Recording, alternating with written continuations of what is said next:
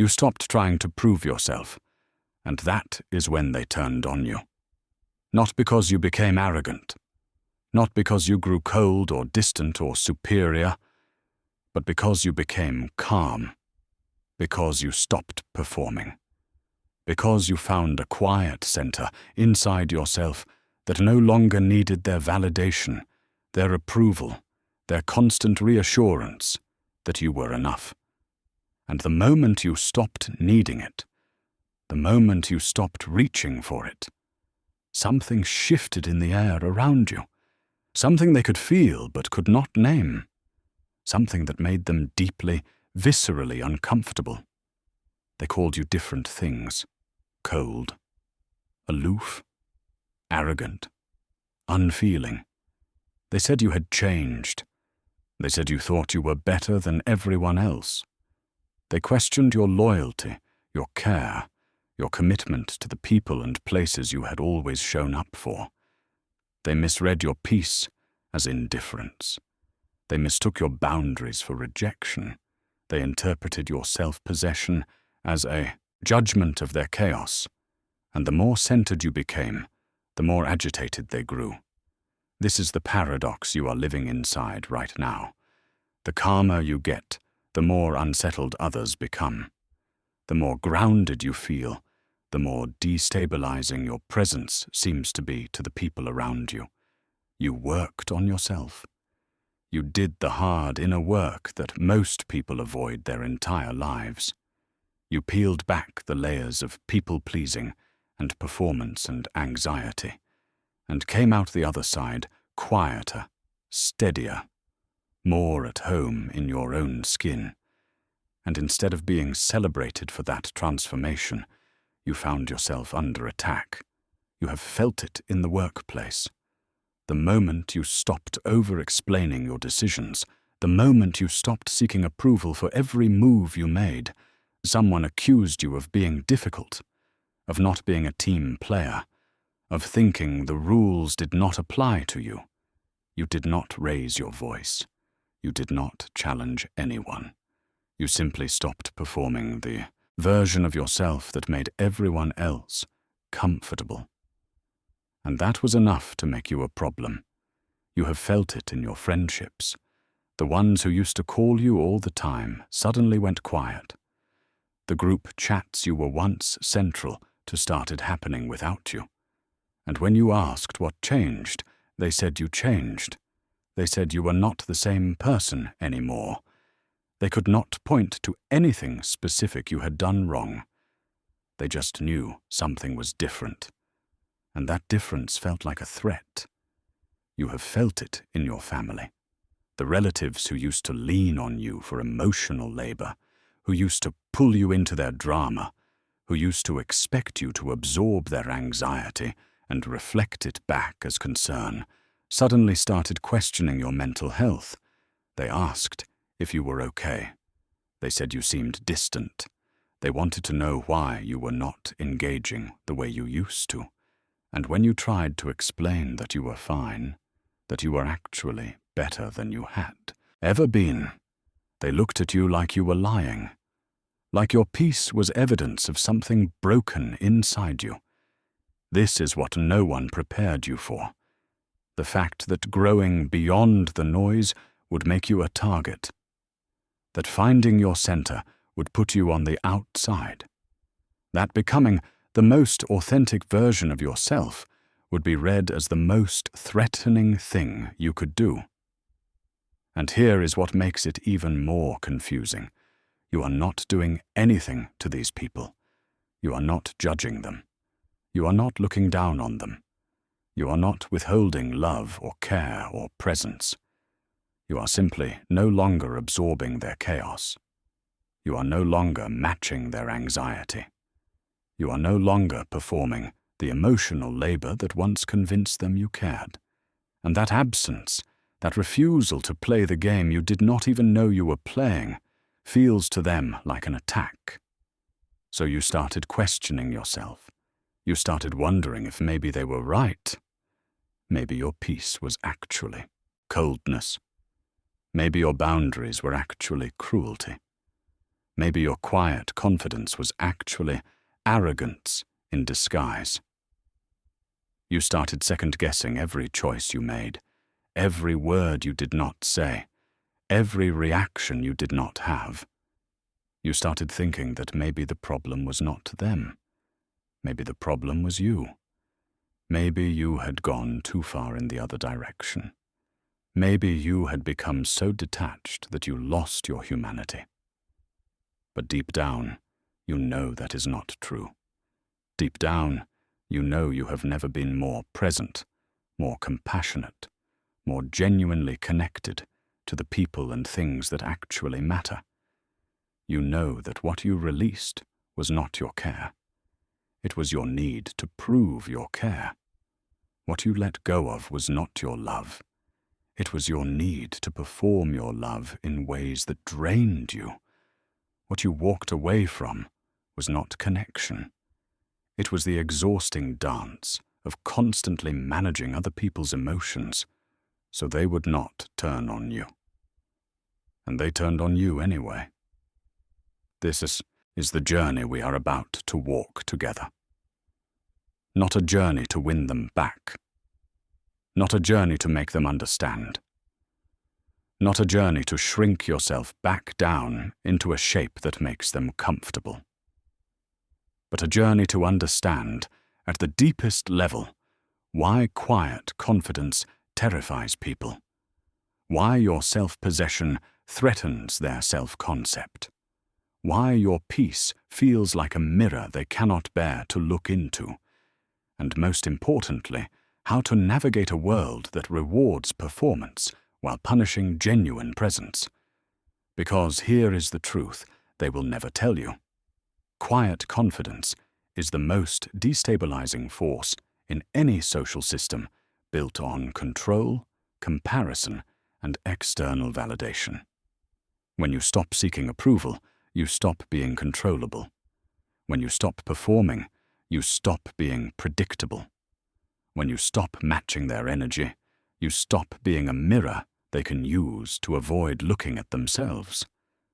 And that makes you dangerous, not because you are doing anything to harm them, but because your very presence exposes the game they are playing, the game they need you to keep playing, so they do not have to confront the fact that they are playing it.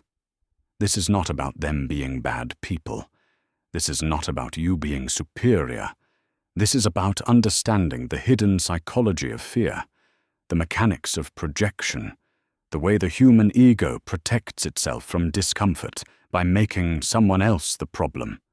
And once you understand that mechanism, once you see it clearly, everything changes. You stop taking their reactions personally. You stop questioning your own growth.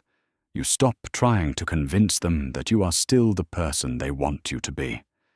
Because you finally understand that their discomfort is not about you. It is about what your presence forces them to see in themselves. By the end of this journey, you will not only understand why people fear quiet confidence, you will know how to hold your ground when they try to pull you back into the chaos. You will know how to respond without defending, how to set boundaries without guilt, how to stay in your power even when the entire room is trying to destabilize you. You will learn to see their projections for what they are. Not truth, not insight, not evidence that you have done something wrong, but their own unprocessed fear reflected back at you. And more than that, you will learn to transform their fear into your freedom, to let their discomfort be the confirmation that you are on the right path, to use every accusation, every misreading, every attempt to make you small again as fuel for your continued growth. Because the truth is, the people who are threatened by your quiet confidence are showing you exactly how powerful you have become. They are proving, through their reactions, that you are no longer willing to abandon yourself to make them comfortable. And that is not a problem to fix. That is a transformation to protect. So if you have been questioning whether your growth has made you cold, let me be clear, it has not. If you have been wondering whether your peace is actually arrogance, it is not. If you have been afraid that your boundaries have pushed away the people who matter, they have not. What has happened is that you have stopped playing a game that was designed to keep you small, and the people who benefited from that game, consciously or unconsciously, are panicking because they can no longer control you. This is your moment, not to go back, not to shrink, not to perform your way back into their good graces, but to step fully into the power of who you have become, to understand the mechanics of what is happening, to see the fear for what it is, and to build a life so grounded in your own truth that no one's discomfort can shake you. That is what we are here to do, to take you from confusion to clarity, from self-doubt to self-possession, from wondering if you have gone too far to knowing that you have only just begun. Because quiet confidence is not the end of connection. It is the beginning of real connection. The kind that does not require you to perform, to prove, to shrink, or to betray yourself to belong. And the people who fear that version of you were never going to walk this path with you anyway. So let them be uncomfortable. Let them project. Let them call you cold or arrogant or distant or whatever label makes them feel safer. Because you know the truth. And the truth is setting you free. You remember the exact moment it started. You were in a meeting at work. Someone was spiraling, turning a small issue into a full-blown crisis, pulling everyone into the chaos with the urgency in their voice. A year ago, you would have matched their energy. You would have jumped in, reassured them, absorbed their anxiety, and worked overtime to fix a problem that was not even yours to solve. But this time, you stayed calm. You listened. You acknowledged their concern. And then you offered a simple, grounded solution in a steady voice. The room went silent.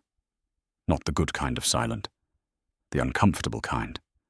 And then someone said it. You seem really detached right now. Like you do not even care about this. And just like that, your composure became evidence of your coldness. Your refusal to panic became proof that you were not taking things seriously. They needed you to be anxious with them. They needed your stress to validate theirs. And when you would not give it to them, they made you the problem. That was the first time you realized that staying calm in a room full of chaos was going to cost you something. But you did not know yet how much. It happened again with your friends. The group chat that used to light up your phone every hour suddenly felt exhausting. It was the same shunhuan over and over. Someone venting about the same relationship they refused to leave. Someone complaining about the same job they refused to quit. Someone creating drama out of nothing and demanding everyone drop everything to process it with them.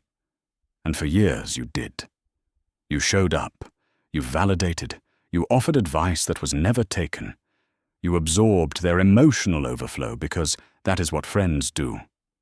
But then you started setting boundaries. Not harsh ones, not mean ones, just quiet ones. You stopped responding immediately. You stopped offering solutions to problems they clearly did not want to solve. You stopped letting their emergencies become your emergencies. You were still there for them. You still cared. You just stopped letting their chaos dictate your emotional state. And they noticed. At first, it was passive-aggressive. Little comments about how you were never around anymore. Jokes about how you were too good for them now. Then it became more direct. You have changed. You are not the same person. You used to be fun. Now you are just judgmental. And the worst part was, you were not judging them. You were just no longer participating in the patterns that were draining you. But to them, your absence from the chaos felt like a rejection of who they were. One of them finally said it out loud. "You think you are better than us now, do not you?" And you tried to explain. You tried to tell them that it was not about being better. It was about being healthier, about protecting your peace, about not letting every crisis pull you under. But they did not hear you.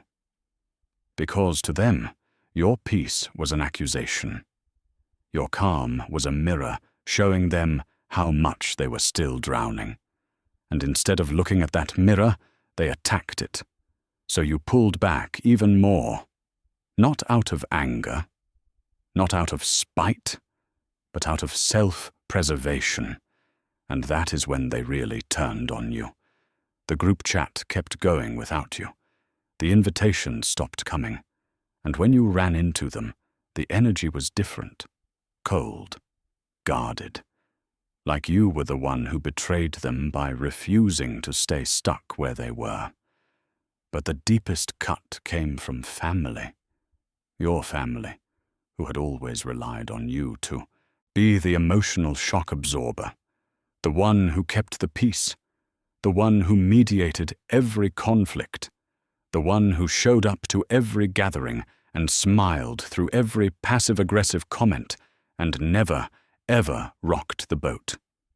You were the good one, the reliable one, the one who could be counted on to put everyone else's comfort above your own. Until you stopped. It started small.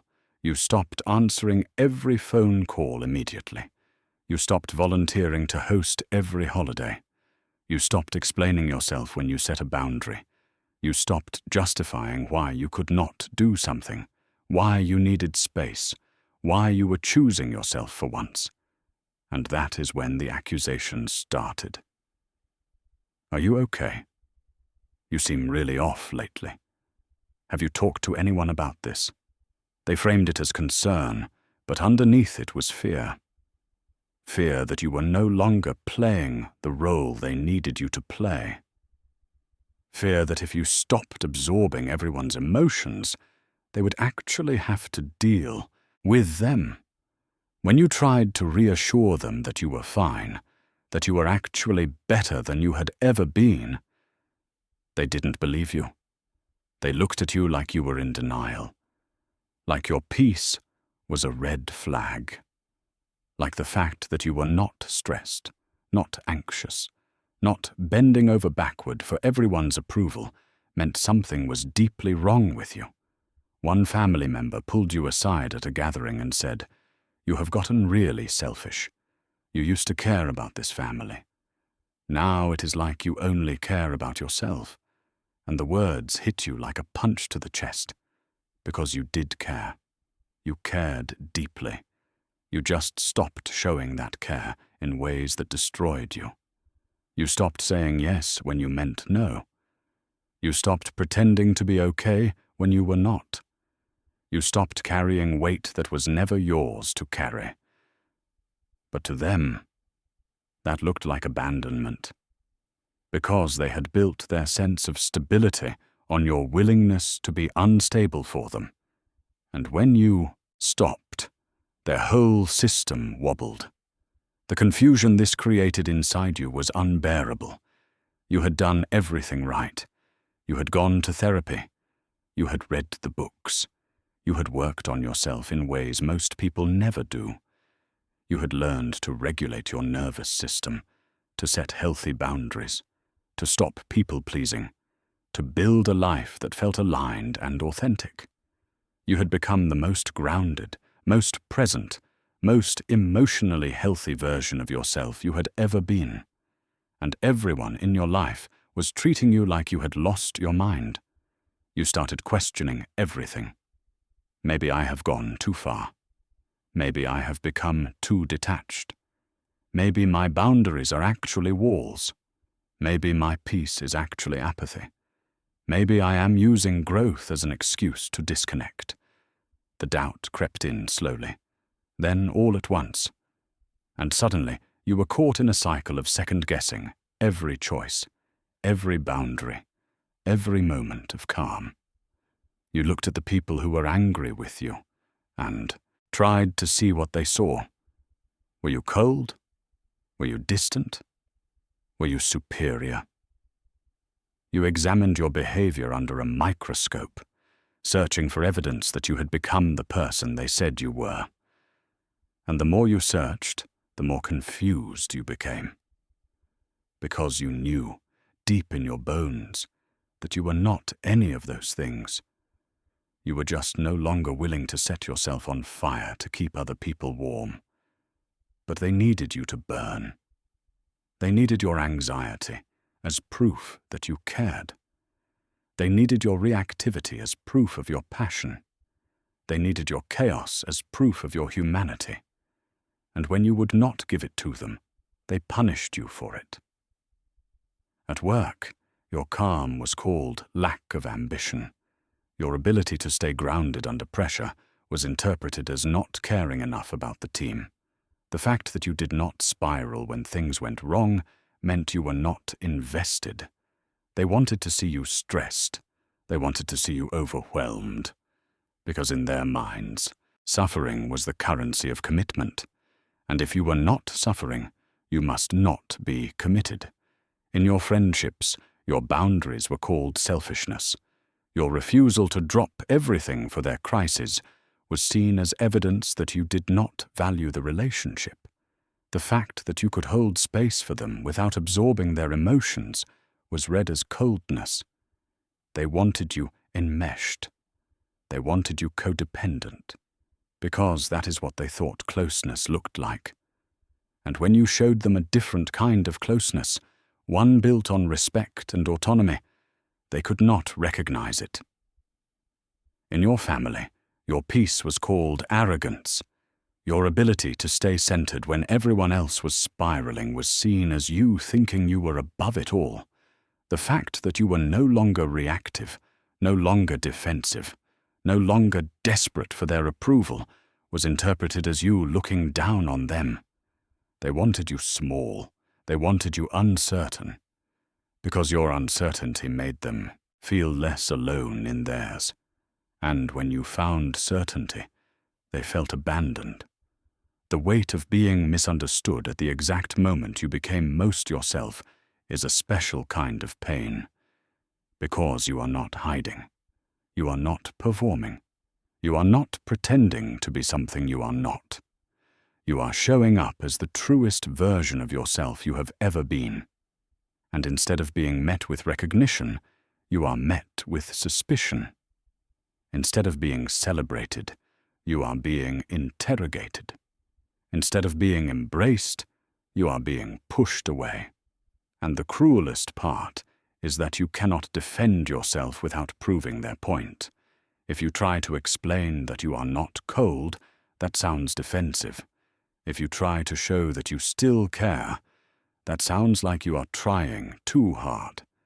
If you pull back to protect your peace, that confirms their narrative that you have changed. There is no move you can make that will satisfy them, because the problem is not what you are doing. The problem is who you have become. And who you have become is someone they can no longer control. So you are stuck in this impossible position. You can go back to who you were, shrink yourself down, abandon your boundaries, reabsorb everyone's chaos, and earn their approval again. Or you can stay where you are, hold your ground, protect your peace, and live with the fact that the people you love might never understand what you have done or why you had to do it. And that choice is breaking your heart, because you do not want to lose them. You do not want to be misunderstood.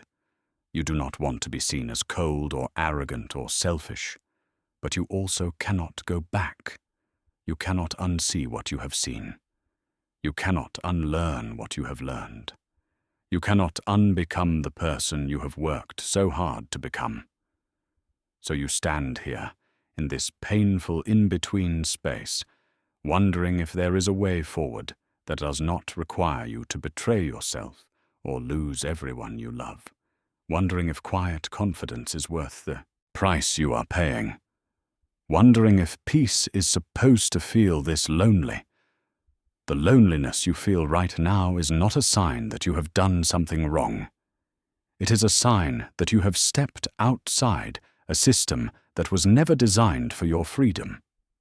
And to understand why that system is fighting so hard to pull you back in, you need to understand what is actually happening in the minds and bodies of the people who are reacting to your quiet confidence.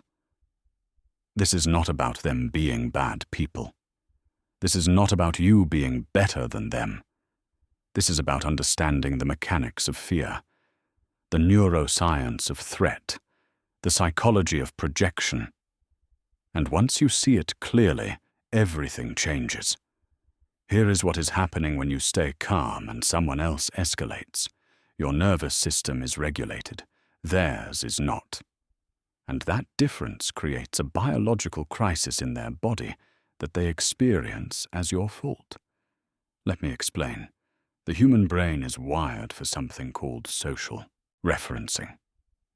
From the moment we are born, we look to the people around us to determine whether we are safe or in danger. A baby looks at their caregiver's face to know if they should be afraid of the dog approaching to them. A child looks at their parents' reaction to know if falling down is a disaster or just part of playing.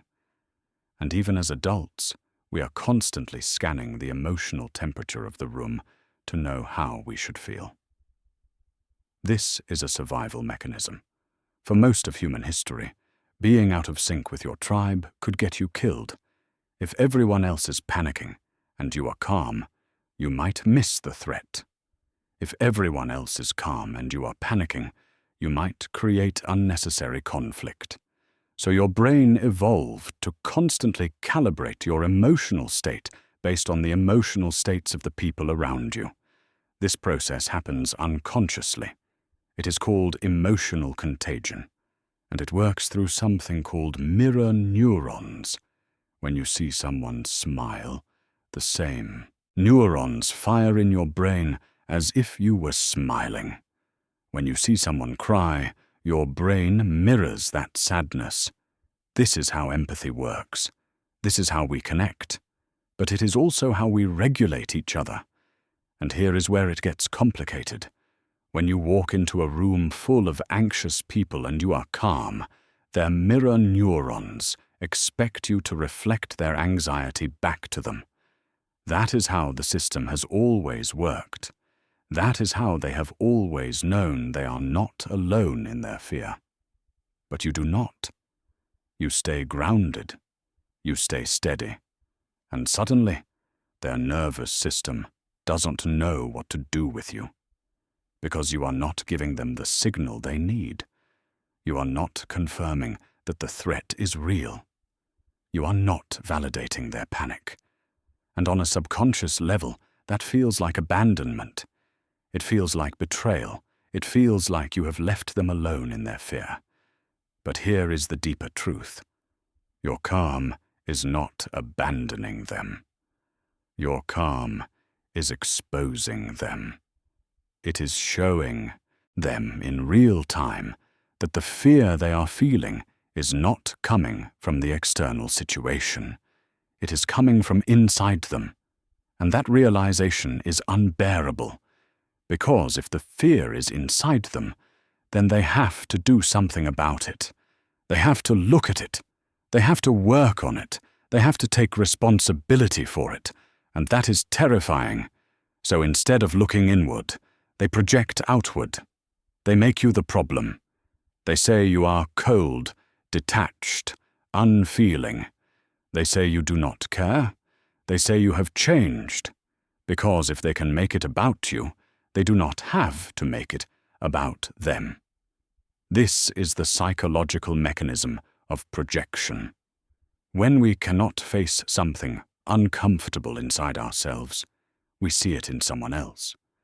We take the thing we are afraid of, the thing we are ashamed of, the thing we do not want to acknowledge, and we put it on another person. It is a defense mechanism, a way the ego protects itself from discomfort.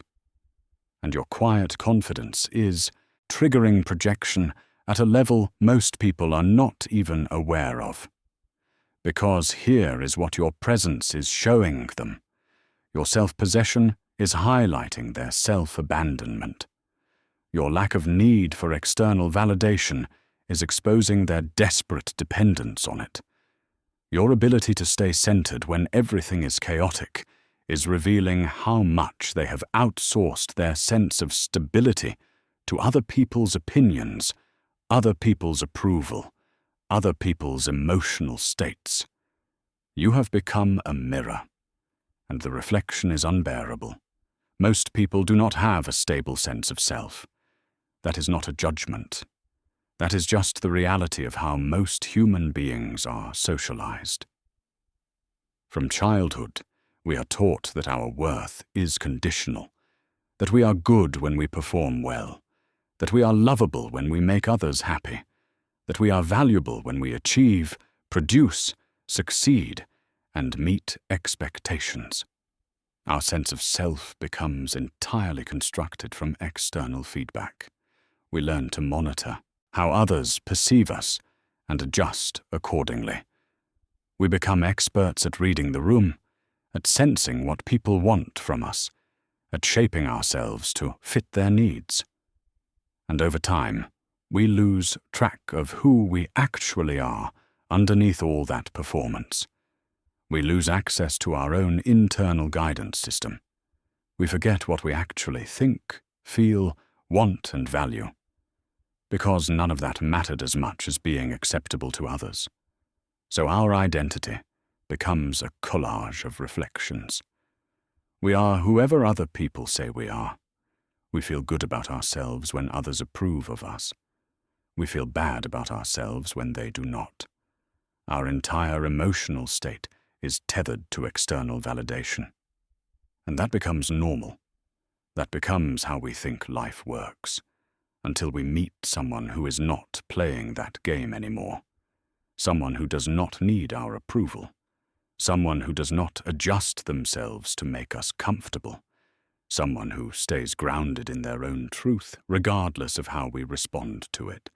And that person terrifies us, because they are operating from a completely different system, a system we do not understand, a system we cannot control. And control is what this is really about. People unconsciously need you to be reactive, anxious, and seeking approval because it confirms their worldview. It tells them that everyone is struggling the way they are struggling. It reassures them that their dependence on external validation is normal, necessary, unavoidable. It keeps them from confronting the fact that there might be another way to live. But when you stop being reactive, when you stop being anxious, when you stop seeking their approval, you shatter that worldview. You become evidence that it is possible to exist outside the system, that it is possible to have an internal sense of worth that does not depend on what anyone else thinks, that it is possible to be okay even when others are not okay. And that possibility is destabilizing. Because if it is possible for you, then it is possible for them. And if it is possible for them, then they have to ask themselves why they are not doing it. Why they are still stuck in the cycle of performance and people-pleasing and constant anxiety. Why they are still giving their power away to everyone around them. Why they are still living in a state of chronic self-abandonment. And those questions are too painful to answer, so they do not ask them. They make you wrong instead. They pathologize your peace. They call your boundaries selfishness. They interpret your self-possession as arrogance. They frame your growth as a betrayal. Because if they can make you the problem, they do not have to look at themselves. This is the ego's survival strategy. The ego is not bad. It is just the part of you that was built to keep you safe in a world that demanded conformity. It is the part that learned to scan for danger, to avoid rejection, to maintain social acceptance at all costs.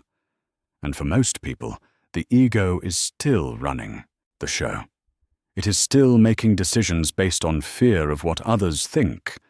It is still prioritizing external validation over internal truth. And when the ego encounters someone who has stepped outside its control, it perceives that person as a threat.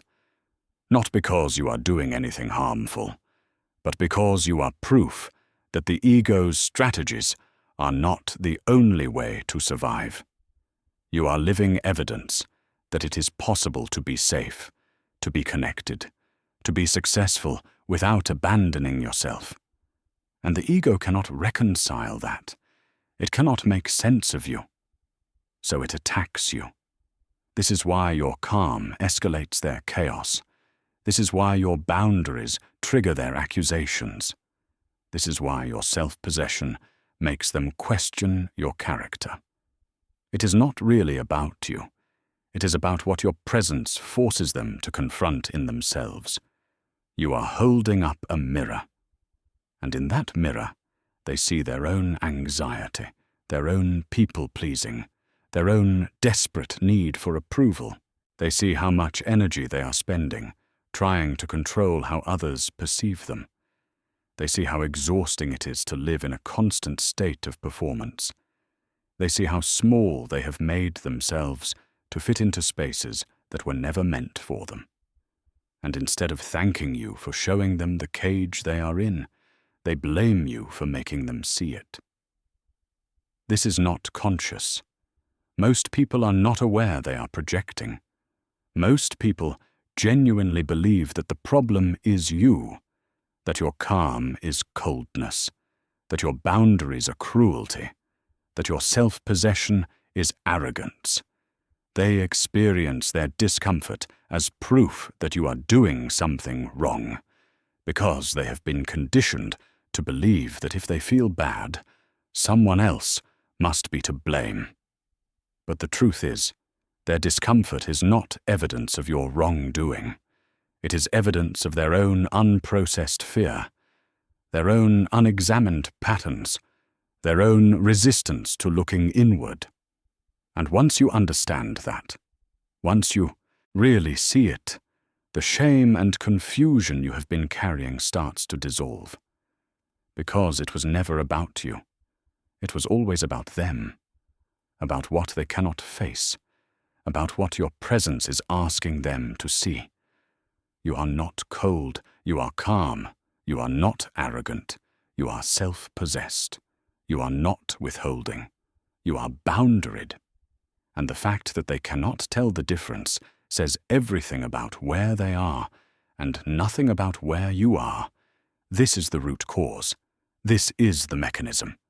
This is why quiet confidence terrifies people, not because it is threatening in itself, but because it reflects back to them everything they have been avoiding. And until they are ready to face that, they will keep making you the problem. They will keep projecting their fear onto you. They will keep demanding that you shrink back down so they do not have to grow up. And your job is not to convince them otherwise.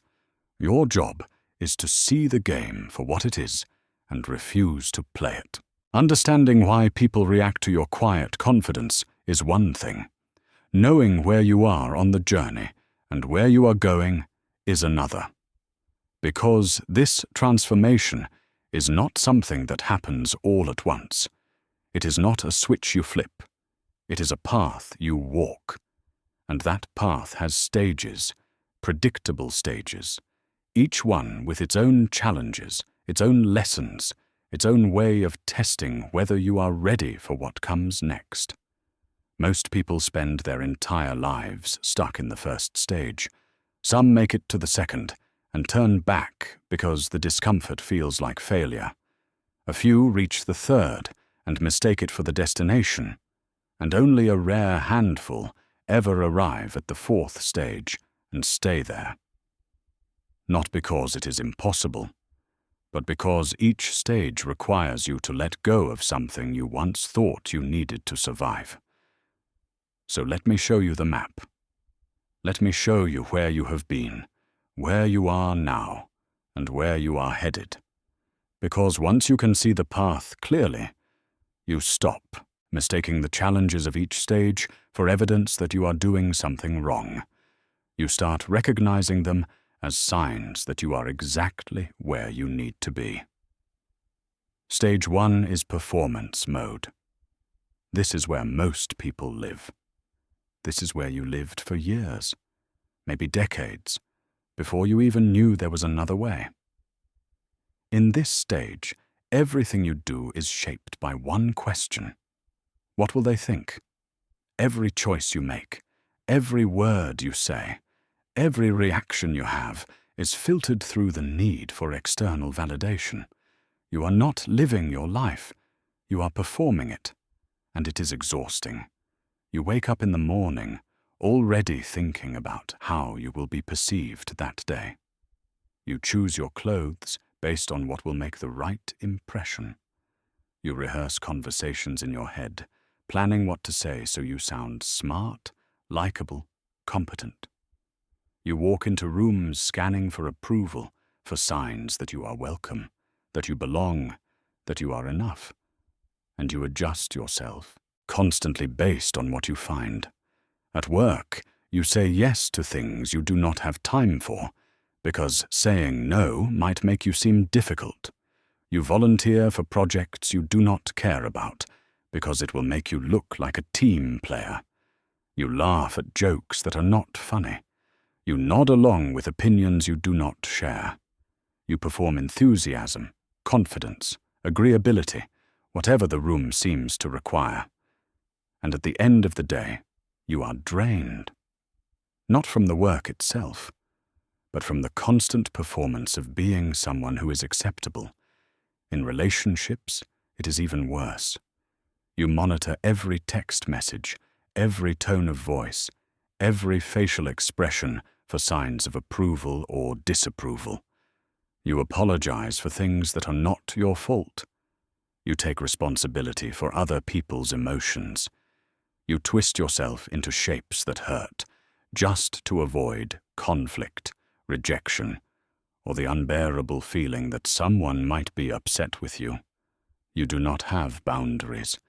You have strategies for making people like you, and those strategies require you to abandon yourself over and over again. The anxiety in this stage is constant. It hums in the background of everything you do, because you are always one misstep away from losing the approval you have worked so hard to earn. You are always waiting for someone to see through the performance and realize you are not who you have been pretending to be, and that fear keeps you hypervigilant, exhausted, and completely disconnected from who you actually are underneath all the performing. Most people do not even realize they are in this stage. They think this is just what life feels like. They think everyone is this anxious, this exhausted, this dependent on what others think. And because everyone around them is playing the same game, it feels normal. It feels like the only option, until something breaks. Stage 2 is awakening. This is where you start to see the cage you have been living in. Maybe it happens because of a crisis, a betrayal, a breakdown, a moment where you gave everything you had to someone, and it still was not enough. Or maybe it happened slowly, through therapy, through books, through watching someone else live differently and realizing it is possible. However it happens, you start to see that the way you have been living is not sustainable, that the performance is killing you, that the approval you have been chasing is never going to fill the void inside you. And that realization is both liberating and terrifying, because now you know that you have been abandoning yourself. You know that your worth is not dependent on what others think. You know that there is another way to live, but you do not know how to do it yet. You are standing at the edge of the cage with the door open, and part of you wants to walk through it, and part of you wants to slam it shut and pretend you never saw it. This stage is unstable. You have good days where you set a boundary, and it feels powerful, and then you have bad days where you collapse back into people-pleasing because the discomfort of disappointing someone is too much to bear. You start saying no, but then you apologize for it so much that it becomes a yes. You stop performing in one area of your life, but you double down on it in another to compensate for the guilt. You feel like you are constantly failing, like you should be further along by now, like knowing better should automatically mean doing better. But it does not work that way, because the patterns you are trying to break were built over a lifetime. They are wired into your nervous system, and your body does not trust yet that it is safe to let them go. So you oscillate. You take 2 steps forward and 1 step back. You have moments of clarity followed by moments of confusion. You feel strong one day and completely lost the next. And the people around you are confused too, because you are no longer consistent in your performance. You are unpredictable, and that makes them uncomfortable. This is the stage where most people turn back, because it feels like chaos. It feels like you are making things worse, not better. It feels like you are losing yourself instead of finding yourself, and the pressure from others to go back to who you were is immense. So you convince yourself that maybe the awakening was wrong. Maybe the old way was not that bad. Maybe you were overthinking it.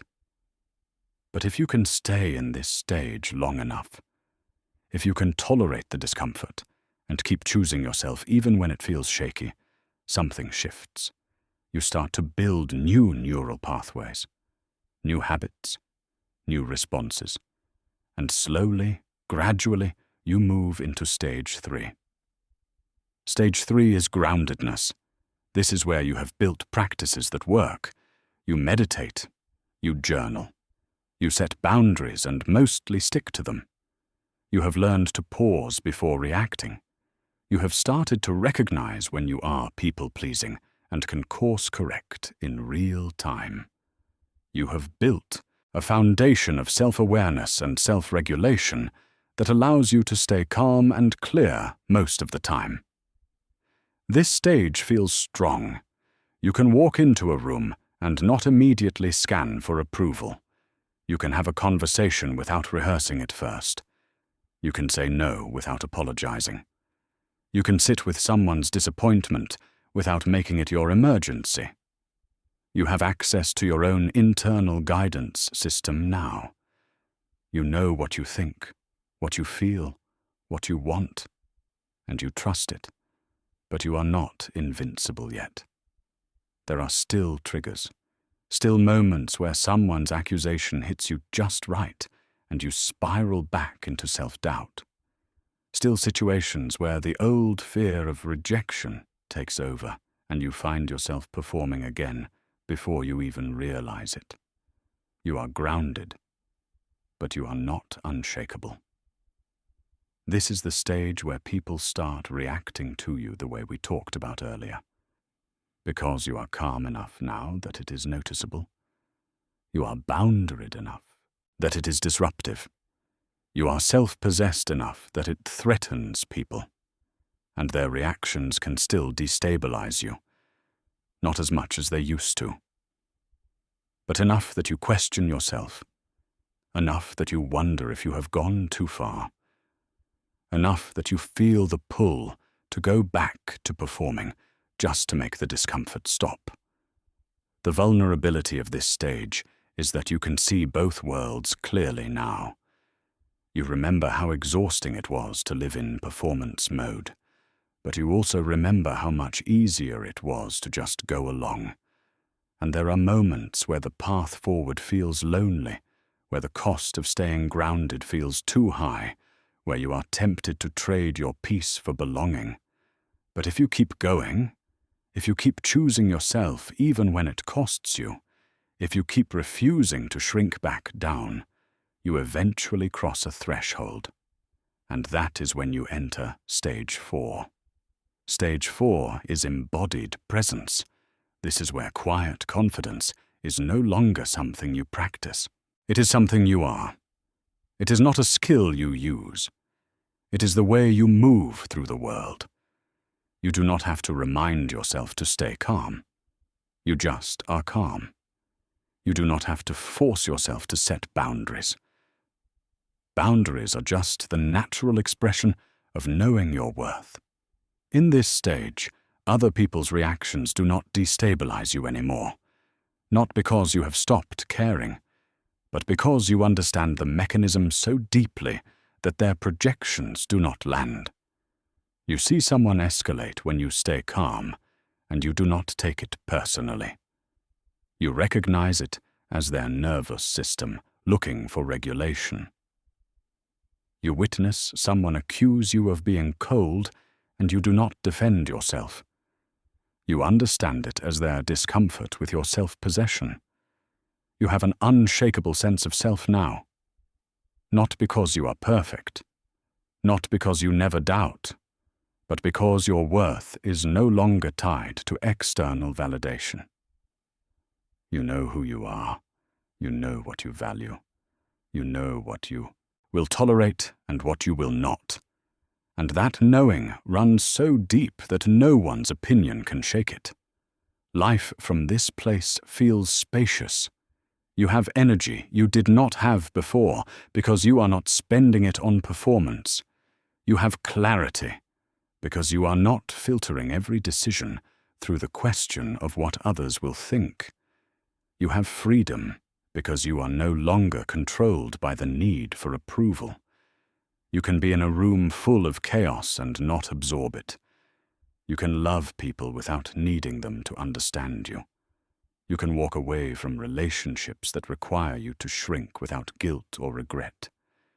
You can hold your ground when everyone is pressuring you to move.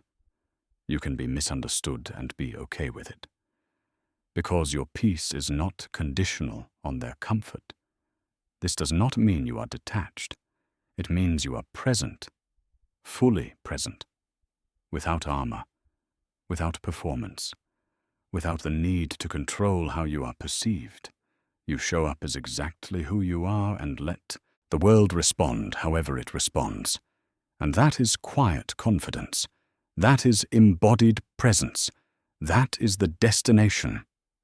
Now that you understand the stages, you need a tool that works in real time. A practice you can use in the exact moment someone projects their discomfort onto you. A method that interrupts the automatic urge to explain, defend, or collapse back into performance. Because understanding the mechanics of projection is one thing.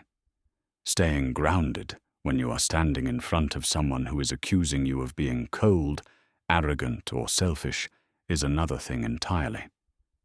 This is where most people lose their footing.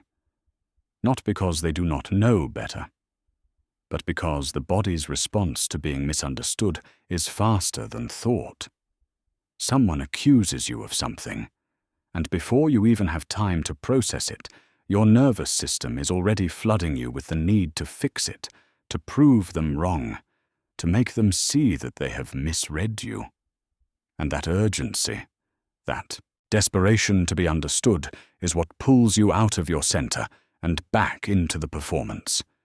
So you need a practice that works faster than that urgency, a system that catches you in the split second between their words and your reaction.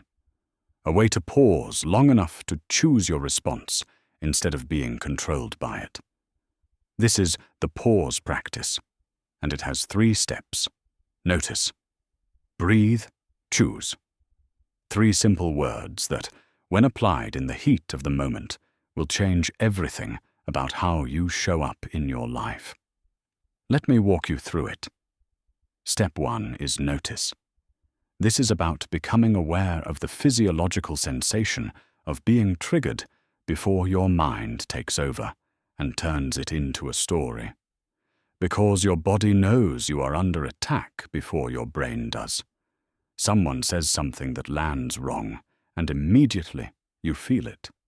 A tightness in your chest, a heat rising in your face, a knot forming in your stomach, a tension creeping into your shoulders. Your heart rate spikes, your breath gets shallow, your hands might clench, your jaw might tighten. This is your nervous system going into threat mode. It is the same response your ancestors had when they encountered a predator. Fight, flight, or freeze. And in social situations, that response usually shows up as the desperate need to defend yourself, to explain, to make the other person understand that they are wrong about you. But if you can catch that sensation in your body before it turns into words, you have created space. Space to choose. Space to stay grounded. Space to respond from your center instead of your fear. So the first step is simply to notice. Oh, there it is. That tightness in my chest, that heat in my face, that urgency rising in me. I am being triggered right now. You do not judge it. You do not try to make it go away. You just acknowledge it. You name it. And in naming it, you create a tiny bit of distance between the sensation and your reaction to it. This takes practice, because most of the time, the sensation and the reaction happen so fast they feel like the same thing. Someone accuses you of being arrogant, and before you even register the tightness in your chest, you are already opening your mouth to defend yourself. But if you can train yourself to pause for just 1 second, just long enough to feel what is happening in your body, you have interrupted the automatic pattern. Step 2 is breathe. This is where you bring your nervous system back online. Because when you are triggered, your body is in survival mode. And in survival mode, your prefrontal cortex, the part of your brain responsible for rational thought and conscious choice, goes offline. Your amygdala takes over. And the amygdala only knows 2 things: threat and safety. It does not care about nuance. It does not care about context. It just wants you to survive. So you need to signal to your body that you are safe, that this is not a life or death situation, that you do not need to fight or flee. And the fastest way to do that is through your breath. Take a deep breath. Not a shallow one, not a quick one. A real breath. In through your nose, slow and steady, filling your lungs completely. Hold it for a moment. Then exhale, even slower, through your mouth. Let the breath be longer than the inhale. Let it be deliberate. Let it be the thing that anchors you back into your body. This is not about calming down so you can respond nicely. This is about regulating your nervous system so you can respond from clarity instead of reactivity. Because as long as your body is in threat mode, you are not in control of your words. Your fear is. And your fear will always choose defense, explanation, performance. It will always try to make the other person comfortable so the threat goes away. But you are not here to make them comfortable. You are here to stay in your truth. And staying in your truth requires a regulated nervous system. So breathe. Breathe until you feel your heart rate slow. Breathe until the heat in your face starts to dissipate. Breathe until the urgency to react loses some of its grip. And then, only then, move to step 3. Step 3 is choose. This is where you decide how you want to respond. Not from defense, not from fear, not from the desperate need to be understood, but from your center, from your knowing, from the quiet confidence that does not need their agreement to be valid. Here is what most people do not understand. You do not owe anyone an explanation.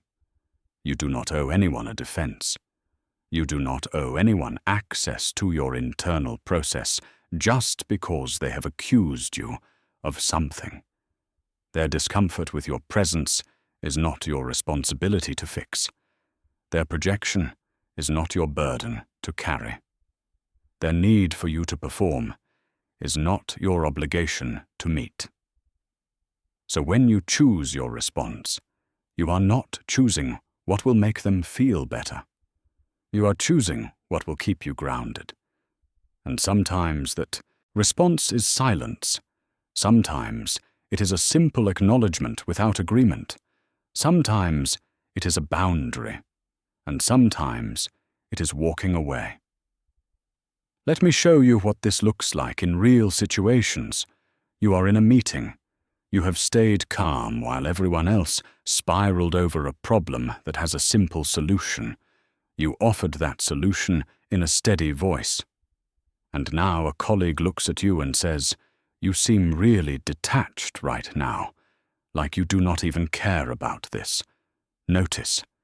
You feel it immediately, the tightness in your chest, the heat creeping up your neck, the urge to prove that you do care, that you are not detached, that they have misread you.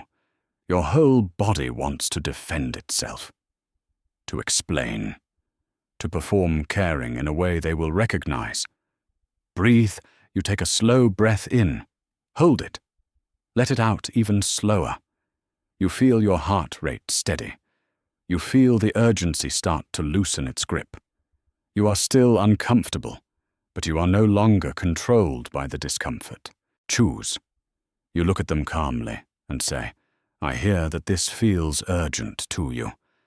I am approaching it differently, but that does not mean I do not care." Then you stop talking. You do not over-explain. You do not justify your tone. You do not apologize for being calm. You just state your truth and let it land however it lands. What you have done is refuse to feed their projection with your reactivity. You have stayed in your center. You have acknowledged their perception without making it your problem. And in doing so, you have shifted the entire dynamic. Because they were expecting you to defend yourself. They were expecting you to get anxious, to prove your investment, to match their energy. And when you did not, they have nowhere to go with their projection. It just sits there, unmet, and eventually they have to deal with it themselves. Here is another scenario. You are at a family gathering. You have stopped engaging in the usual drama. You have set quiet boundaries around what you will and will not participate in. And a family member pulls you aside and says, "You think you are better than us now, do not you?" Notice. The words hit like a punch. You feel your stomach drop, your face flush. Your mind immediately starts racing with all the ways you need to prove that you do not think you are better, that you still love them, that you have not changed in the way they are accusing you of changing. Breathe. You pause. You take a breath. In through your nose, slow and deep. Out through your mouth, even slower. You let the sensations move through your body without reacting to them. You give yourself just enough space to choose instead of defend. Choose. You look at them with compassion and say, "I do not think I am better than you. I just needed to make some changes for my own well-being. I still care about you." Then you let the silence sit. You do not apologize for the changes. You do not explain every detail of your growth. You do not try to convince them that you are still the person they want you to be. You just speak your truth and trust that it is enough. One more. A friend accuses you of being cold because you didn't drop everything to respond to their crisis immediately. They say, "You used to be there for me. Now it is like you do not even care." Notice. The guilt hits instantly. The old pattern screams at you to fix this, to reassure them, to prove that you do care by abandoning your boundary and giving them what they want. Breathe. You pause. You feel the guilt, but you do not act from it. You breathe into it. You let it be there without letting it control you. Choose. You say, I do care about you, and I also have limits on what I can take on right now. That does not mean you are not important to me. Then you stop. You do not justify your limits. You do not apologize for having them. You do not collapse back into the old pattern of overfunctioning to prove your love. Do you see what is happening in each of these scenarios? You are not being cold. You are being grounded. You are not being arrogant. You are being self-possessed. You are not withholding. You are being boundaried. And the reason it feels so powerful is because you are no longer giving your energy away to manage their discomfort. The pause practice works because it interrupts the automatic pattern of reactivity that keeps you trapped in performance. It gives you back your power in the exact moments when you are most tempted to give it away. And the more you practice it, the more natural it becomes, until one day you do not even need the 3 steps anymore. You just are the pause. You just are the groundedness. You just are the person who stays centered no matter what energy is being thrown at you. And that is when everything changes. The pause practice is your foundation. It is the tool that catches you in the moment and brings you back to your center. But as you deepen this work, as you move further into your quiet confidence, you will encounter increasingly subtle and complex dynamics, situations where the pressure to perform does not come as a direct accusation, but as an expectation hanging in the air. Moments where people do not ask you to explain yourself, but create an atmosphere that makes your silence feel like a crime. Relationships where the demand for your energy is so embedded in the structure that refusing to give it feels like dismantling the entire connection. This is where you need more than a single practice.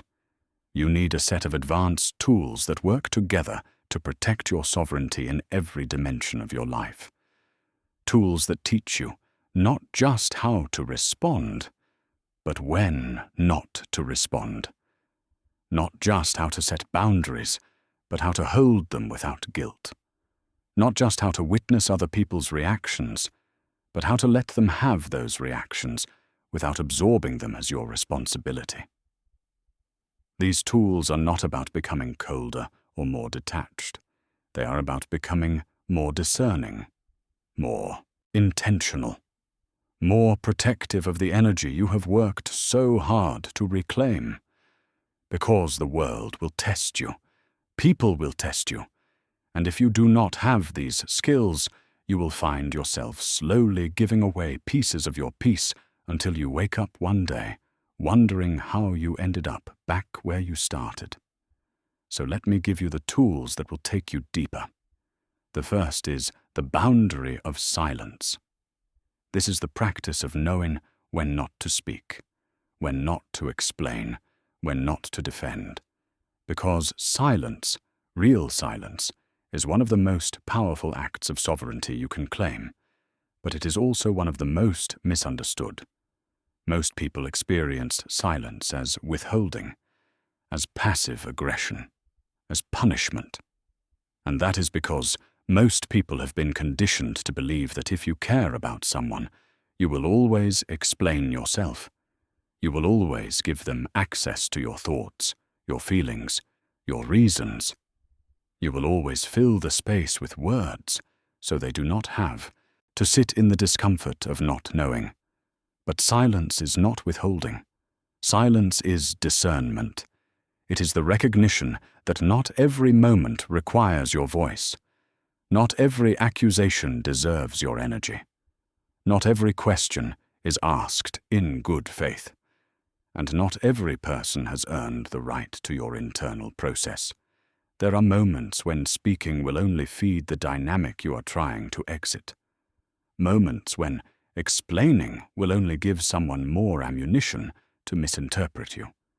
Moments when defending yourself will only confirm in their mind that you have something to defend.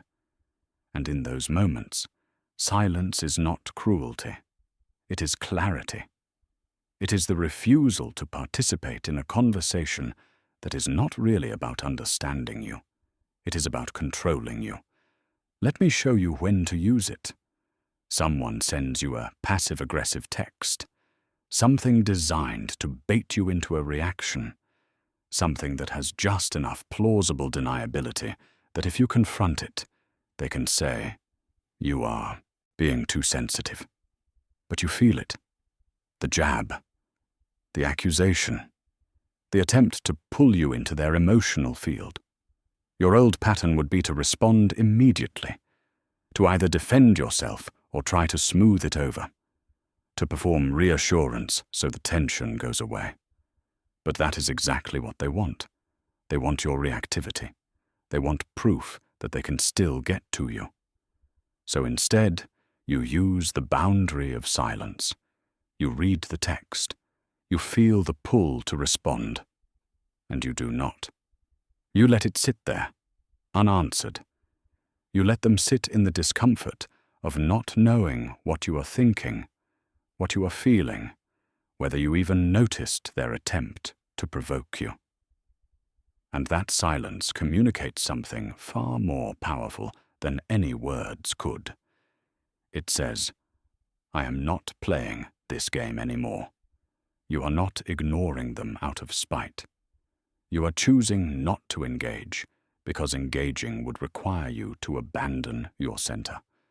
And your center is more valuable than their comfort. Here is another scenario. You are at a social gathering.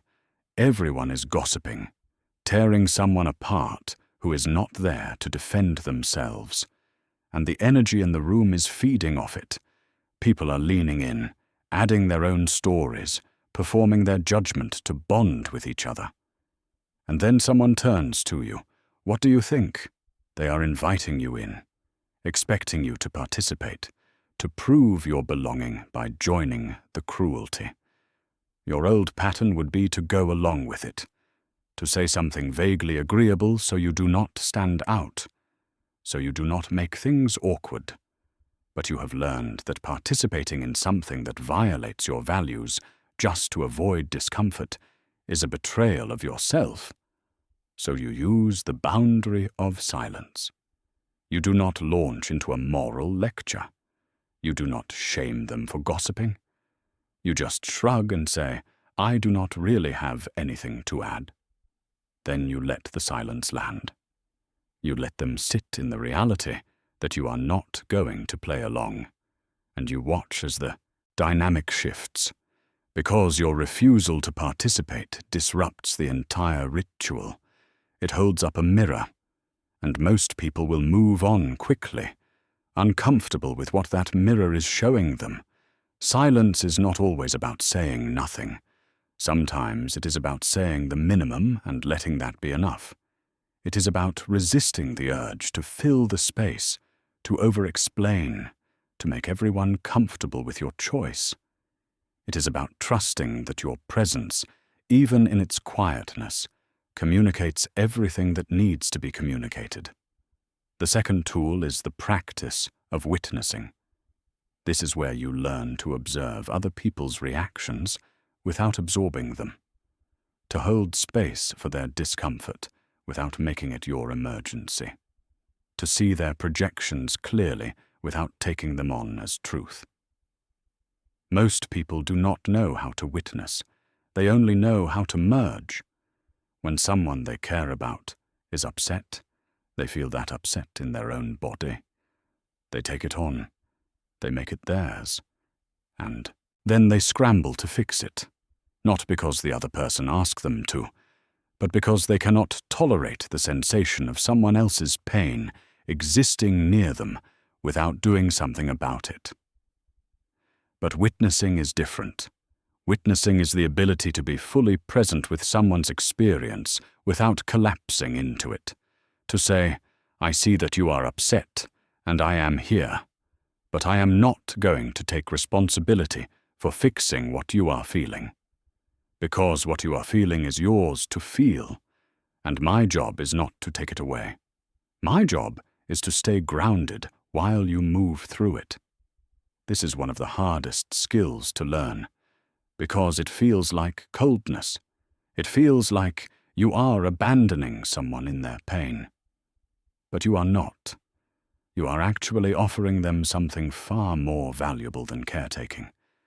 You are offering them your regulated presence, your calm, your trust that they can handle what they are feeling without you rescuing them from it. Here is what it looks like in practice.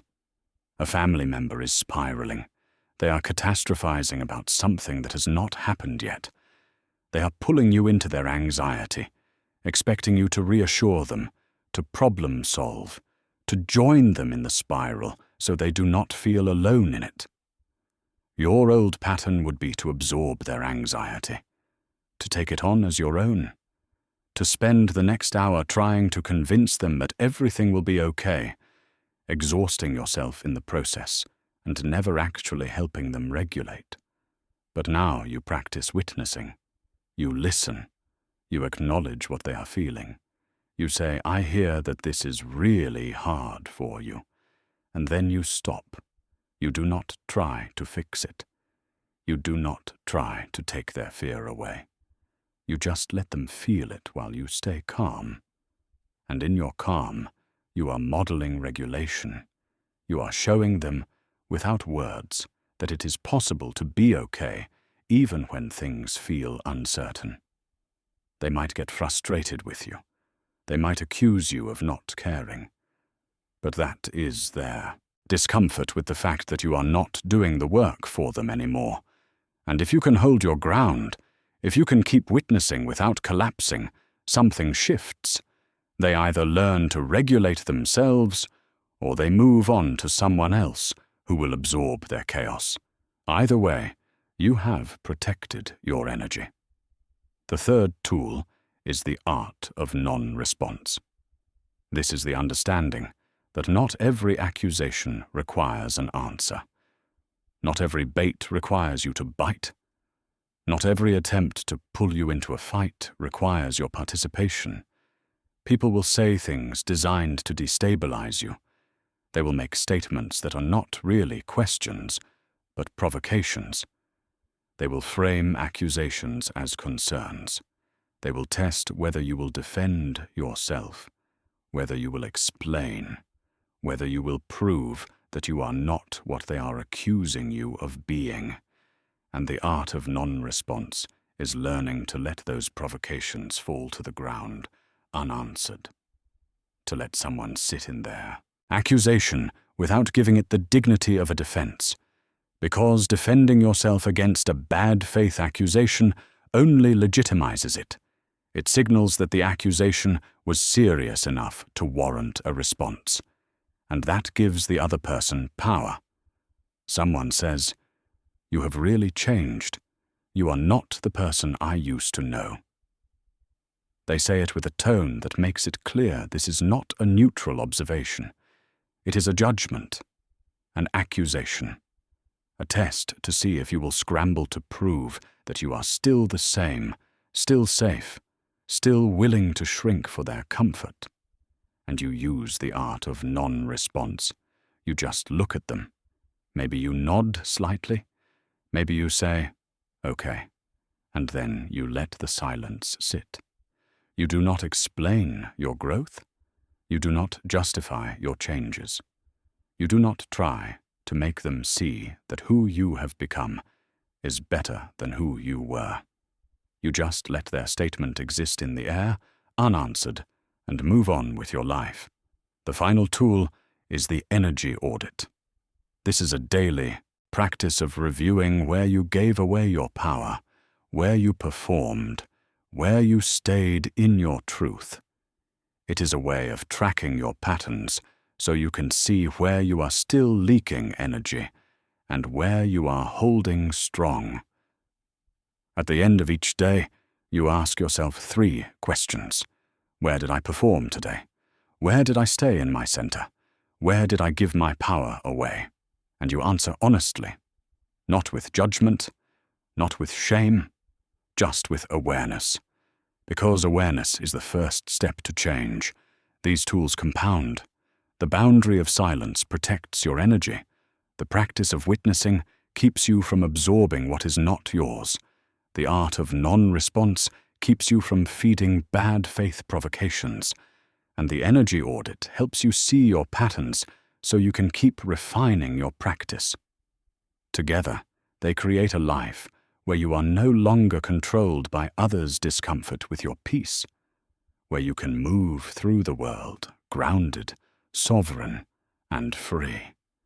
You can master every tool, every practice, every moment of pause and witness and boundary, and still lose your center if your life is not built to sustain it.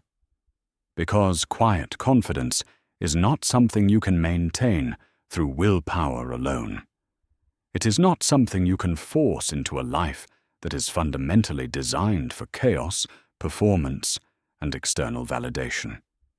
You cannot meditate your way through a life structure that is constantly pulling you out of alignment. You cannot set boundaries in relationships that were built on your boundarylessness and expect them to hold without rebuilding the entire foundation. This is the part most people miss. They learn the practices. They have moments of clarity. They taste what it feels like to be grounded. And then they go back into the same environments, the same relationships, the same routines that created the problems in the first place. And they wonder why they keep slipping back, why the peace they found feels so fragile, why it takes so much effort to stay centered. The truth is, you cannot build a new way of being on top of an old life structure. You have to redesign the architecture. You have to look at your environment, your relationships, your daily rhythms, and ask yourself honestly, does this support who I am becoming? Or does this require me to be who I was? And then you have to be willing to make changes, real changes, the kind that other people will notice, the kind that might make you uncomfortable, the kind that prove you are serious about protecting what you have built inside yourself. Let me show you how to do this. The first foundation is the morning anchor. This is a non-negotiable practice that grounds you in your center before the world makes its demands. Because the way you start your day sets the tone for everything that follows. If you wake up and immediately reach for your phone, immediately check your messages, immediately start responding to other people's needs and expectations, you are starting your day in reactive mode. You are handing your energy over before you have even claimed it for yourself.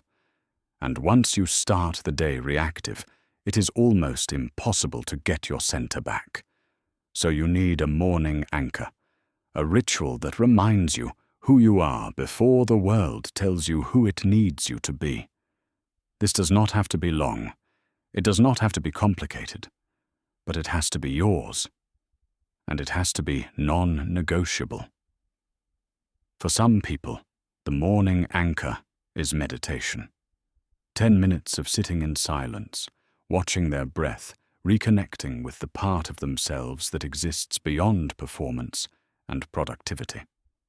For others, it is journaling, writing out their thoughts, their intentions, their commitments to themselves for the day ahead. For others, it is movement, yoga, stretching, a walk, something that brings them back into their body and out of their racing mind. What matters is not what you do. What matters is that you do it before you give your attention to anyone or anything else. Before you check your email, before you scroll social media, before you respond to the text messages that came in overnight, before you start thinking about all the things other people need from you, You anchor yourself first, and you protect this time fiercely, because people will try to take it from you. They will expect you to be available the moment you wake up. They will send you messages that feel urgent. They will create crises that demand your immediate attention. And if you are not careful, you will convince yourself that their needs are more important than your grounding, that you can skip your practice just this once, that you will get back to it tomorrow. But tomorrow never comes. Because once you establish the pattern that other people's needs come before your center, that pattern takes over. And before you know it, you are back to starting every day in reactive mode, wondering why you feel so destabilized. So you make your morning anchor non-negotiable. You wake up at the same time every day, even on weekends. You do your practice before anything else, and you let the world wait. Because the world will always have demands. The world will always have urgencies. And if you do not claim your center first, you will spend the entire day trying to find it in the spaces between other people's expectations, and you will never find it there. The second foundation is the relationship audit. This is the practice of honestly assessing which relationships in your life support your growth and which ones drain your energy. Because not every connection is meant to last forever. Not every person who was important to you at one stage of your life is meant to walk with you into the next. And holding on to relationships that require you to shrink, to perform, to abandon yourself is one of the fastest ways to lose the peace you have worked so hard to build. This is hard because we are taught that loyalty means staying, that love means enduring, that walking away from a relationship for any reason other than outright abuse is a failure of character. But that is not true. Sometimes the most loving thing you can do for yourself and for the other person is to let the relationship evolve or end. So you sit down and you make a list. You write down the names of the people you spend the most time with, the people you talk to regularly, the people who have access to your energy. And then you ask yourself 3 questions about each one. Does this person respect my boundaries, or do they constantly push against them? Does this person celebrate my growth, or do they feel threatened by it? Does this relationship nourish me, or does it drain me? And you answer honestly, not with the story you have been telling yourself about who this person is or what this relationship should be, but with the truth of what you actually experience when you are with them. Some relationships will be clear. You will see immediately that this person supports you, respects you, celebrates you, that being around them makes you feel more like yourself, not less. Those are the relationships you invest in. Those are the people you protect your energy for. Other relationships will be just as clear in the opposite direction. You will see that this person drains you, that every interaction leaves you feeling depleted, anxious, smaller, that they do not respect your boundaries no matter how many times you set them, that they respond to your growth with jealousy, judgment, or attempts to pull you back down. Those are the relationships you need to release. And then there will be relationships in the middle, ones that have history, ones that used to be nourishing but are not anymore, ones where you are not sure if the problem is them or you, or just the fact that you have both changed. Those are the relationships you let evolve. You stop forcing them to be what they were. You stop pretending you are still the person who fit into that dynamic. You let there be space. You let there be distance. And you see what happens. Some of those relationships will find a new shape, a shape that honors who you both are now, and some will quietly fade, and both outcomes are okay. Because the goal is not to keep every relationship intact. The goal is to build a life where the people around you reflect your values, support your peace, and do not require you to perform to belong. The third foundation is the evening release. This is the practice of metabolizing the day's projections and letting go of what is not yours to carry. Because even with all your tools, even with all your boundaries, you will still encounter people's discomfort. You will still be on the receiving end of projections, accusations, misreadings. And if you do not have a way to process and release that energy at the end of the day, it will accumulate in your body and slowly erode the peace you are trying to protect. So you create an evening ritual, a practice that helps you separate what is yours from what is theirs. This can be as simple as sitting in silence and reviewing your day, asking yourself, what did I take on today that was not mine? What am I still carrying that I need to release? And then you release it. Some people do this through journaling, writing out everything they absorbed during the day and then symbolically letting it go. Some people do it through movement, shaking out their body, stretching, doing yoga, physically releasing the tension they have been holding. Some people do it through visualization, imagining the projections, the accusations, the discomfort as a weight they are carrying, and then setting it down. What matters is that you do not go to bed carrying what other people put on you. Because if you do, you will wake up the next day already weighed down, already starting from a place of depletion. And over time, that accumulation will pull you back into the patterns you are trying to break. Beyond these daily practices, you need to redesign the larger structures of your life. You need to look at your physical space and ask, does this environment support my peace, or does it create chaos? If your home is cluttered, noisy, full of reminders of who you used to be, it will be harder to stay grounded in who you are becoming. So you clean it, you simplify it, you create spaces that feel calm, that feel like yours, that reflect the values you are trying to live. You need to look at your commitments and ask, am I saying yes to things that align with my values? Or am I saying yes out of guilt, obligation, or the fear of disappointing people? And then you start saying no. Not harshly, not defensively, just clearly. I appreciate the invitation, but I am not available for that. And you let the guilt come. You let the discomfort sit. And you do not give in. You need to look at how you spend your time and ask, am I filling my days with things that matter to me? Or am I filling them with distractions to avoid sitting with myself? And then you create space for stillness, space for reflection, space for the things that actually nourish you instead of just numbing you. This process is gradual.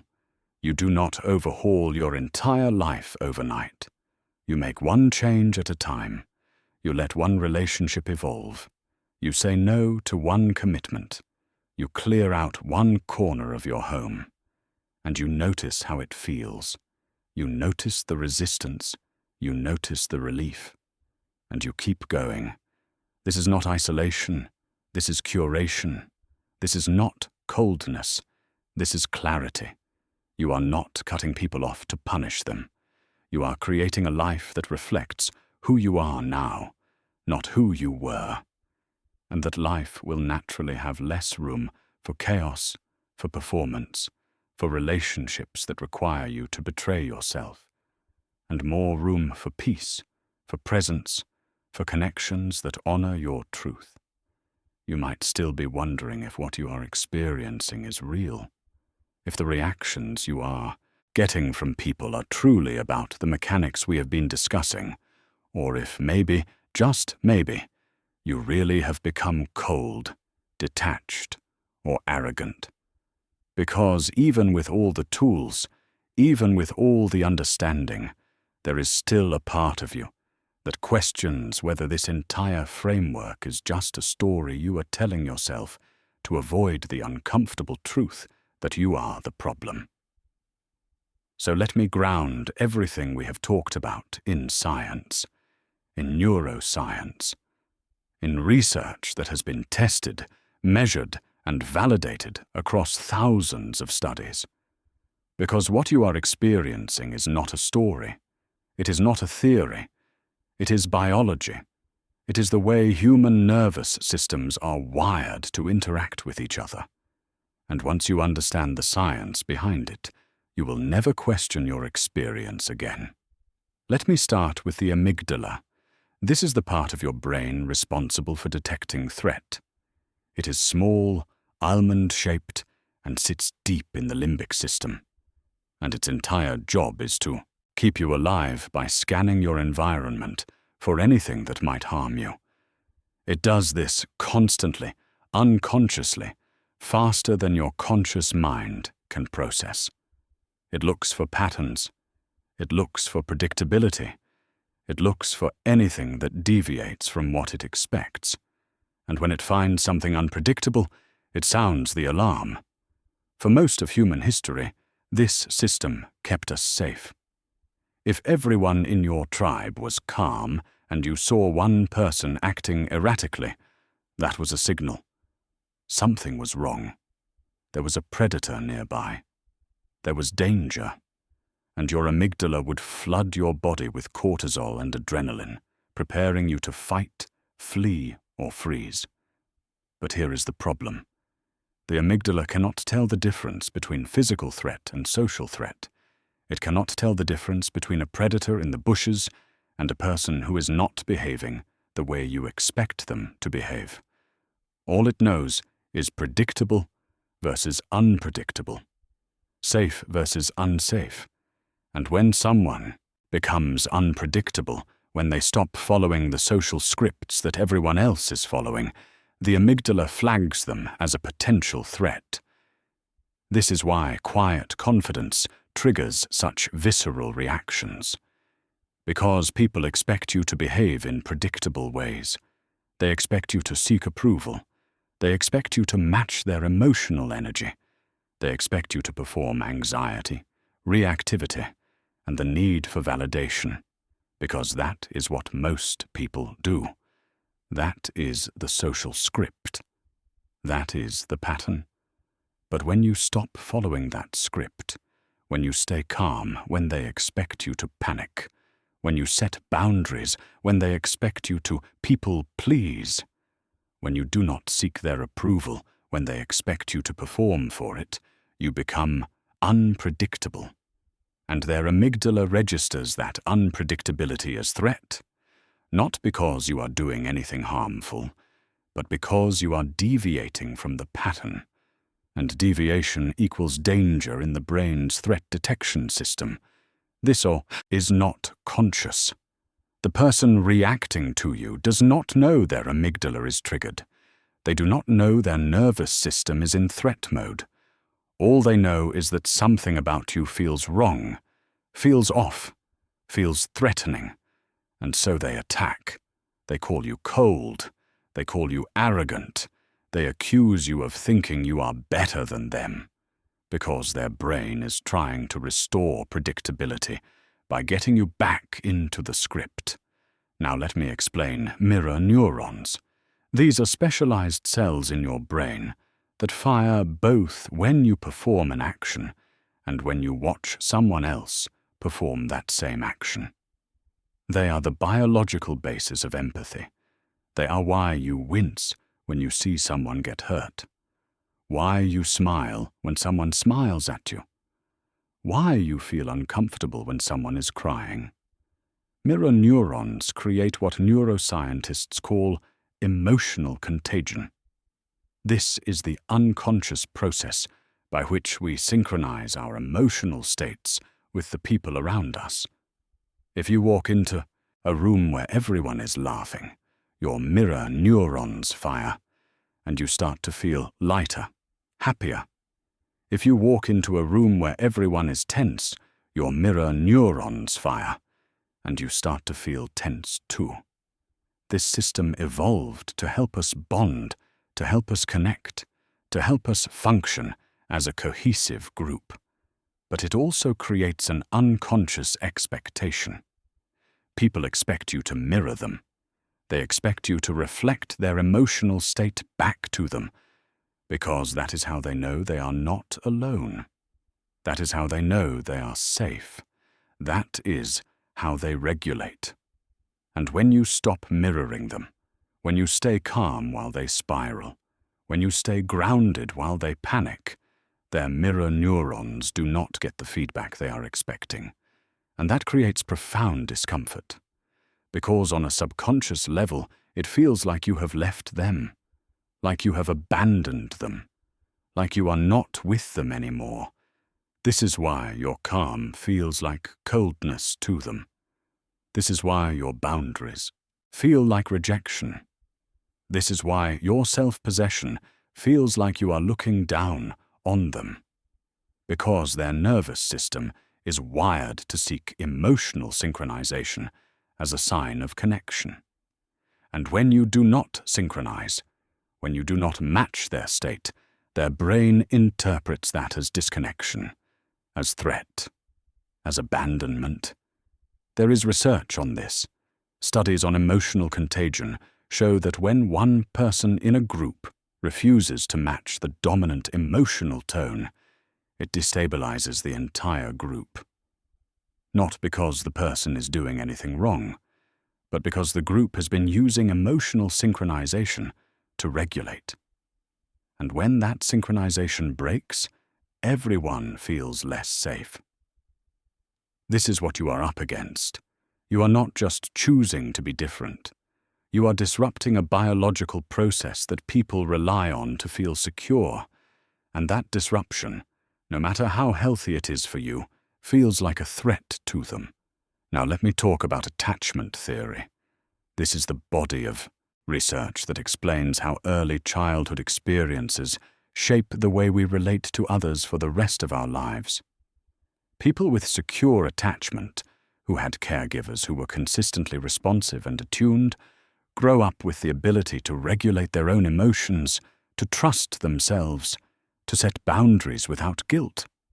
But people with insecure attachment, who had caregivers who were inconsistent, neglectful, or enmeshed, grow up without that capacity. People with anxious attachment need constant reassurance. They need you to prove, over and over again, that you are not going to leave them. And they interpret any distance, any boundary, any lack of immediate response as evidence that you are pulling away. People with avoidant attachment have learned to suppress their needs entirely.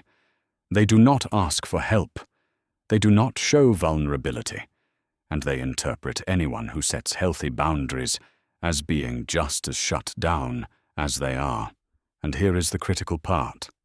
People with insecure attachment experience calm, boundaried, self-possessed individuals as threatening, because their nervous system was wired in an environment where love was conditional, where connection required performance, where safety meant constantly monitoring the other person's emotional state and adjusting to keep them happy. So when you show up as someone who does not need them to regulate you, who does not need constant reassurance, who does not collapse into enmeshment, their attachment system sounds the alarm. It says this person is not safe. This person is going to leave. This person does not care, not because you have done anything to prove that, but because their nervous system is wired to interpret self-sufficiency as abandonment. Research by psychologists like John Bowlby and Mary Ainsworth has shown this pattern across thousands of studies. People with insecure attachment literally cannot recognize secure attachment when they see it. They mistake it for coldness, for distance, for rejection. because it does not match the pattern they learned in childhood. Now let me explain the ego. In psychological terms, the ego is the part of your psyche that mediates between your internal world and external reality. It is not bad. It is necessary, but for most people, the ego has been constructed almost entirely from external feedback, from what others say about them, from how others perceive them, from achievements, titles, roles, and social validation. This is called an externalized locus of identity, and it means that your sense of self is not stable. It is not internal. It is completely dependent on what the outside world reflects back to you. So when the outside world stops giving you the feedback you need, when people stop validating you, when your performance stops earning approval, your entire sense of self starts to collapse. This is why most people are so desperate for external validation. It is not vanity. It is not insecurity in the way we usually think of it. It is that without external validation, they literally do not know who they are. Their identity dissolves. And that is terrifying.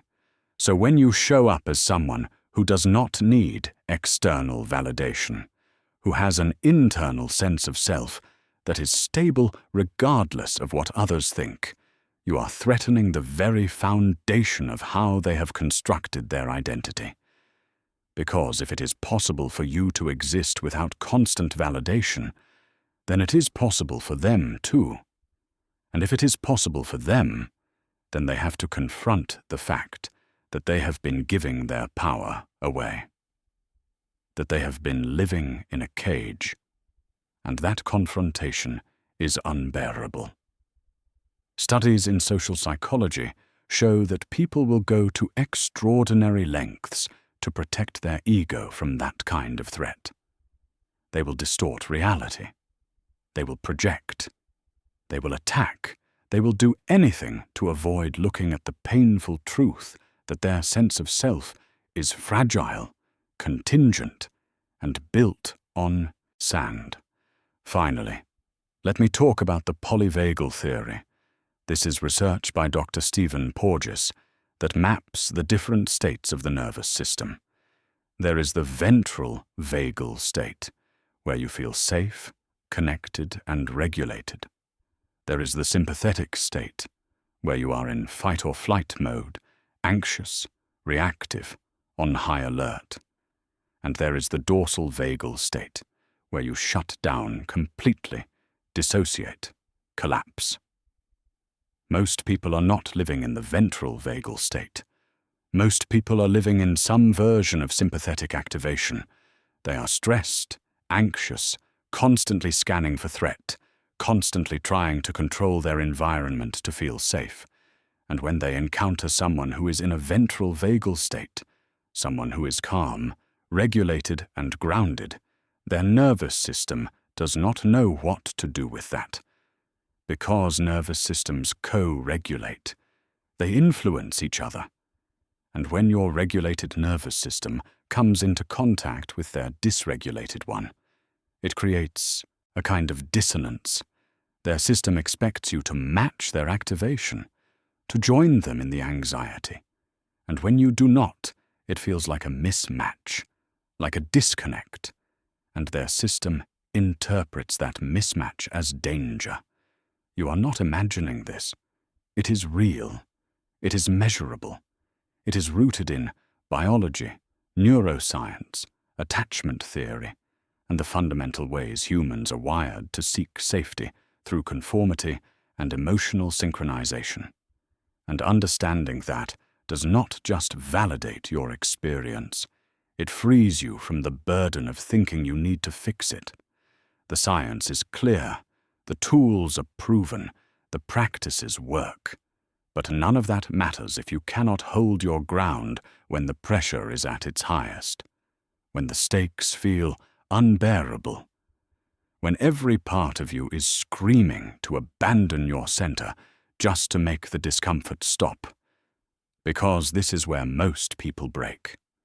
Not in the quiet moments, not when they have time to breathe and think and choose, but in the heat of the moment, when someone is standing in front of them demanding a reaction, when the room is watching, when the cost of staying grounded feels higher than the cost of collapsing back into performance. This is where mastery is actually tested, not in meditation, not in journaling, not in the safety of your morning practice, but in the middle of a performance review where your boss is calling your calm a lack of passion, in the middle of a family crisis where your boundaries are being called selfishness, in the middle of a social confrontation where your silence is being called cowardice.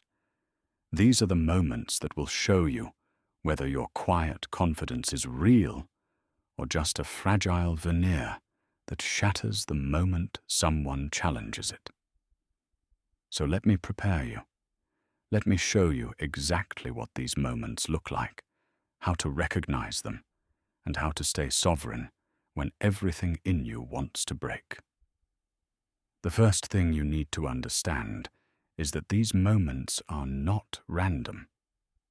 They are tests, not tests that someone consciously designs for you, but tests that life presents to see if you will abandon yourself to make others comfortable. I call them composure tests, and they follow a pattern. Someone will create a situation where the only socially acceptable response is to react, to defend, to prove yourself, to perform. And if you stay calm, if you hold your boundary, if you refuse to engage on their terms, you will be punished for it.